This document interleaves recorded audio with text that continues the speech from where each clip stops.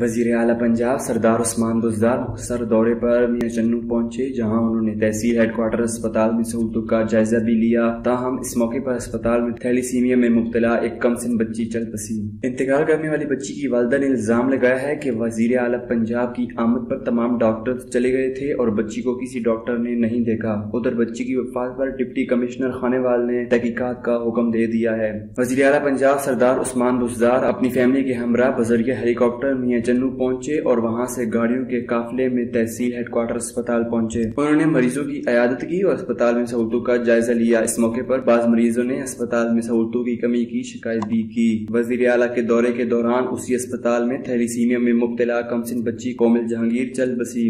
والدہ نے الزام لگایا ہے کہ وزیر اعلیٰ کی آمد پر کسی ڈاکٹر نے بچی کو نہیں دیکھا۔ اسپتال انتظامیہ کا کہنا ہے کہ بچی کو 15 منٹ تک ایمرجنسی میں رکھا گیا، دوائیں بھی دی گئیں، لیکن بچی کی حالت نازک تھی اور یہ بات اس کے گھر والے بھی جانتے تھے۔ ڈپٹی کمشنر خانیوال اشفاق احمد چودھری نے تحصیل ہیڈ کوارٹر اسپتال میاں چنوں میں بچی کی وفات پر تحقیقات کا حکم دے دیا ہے۔ ڈپٹی کمشنر کا کہنا ہے کہ بچی کی وفات کے معاملے کا وزیر اعلیٰ کے دورے سے کوئی تعلق نہیں۔ اگر کسی ڈاکٹر کی غفلت پائی گئی تو سخت ایکشن لیا جائے گا۔ دوسری طرف وزیر اعلیٰ پنجاب گاؤں 114-15L میں قریبی دوست ملک نوید ایوان کی رہائش گاہ بھی پہنچے اور ان کے والد کے انتقال پر تعزیت کی۔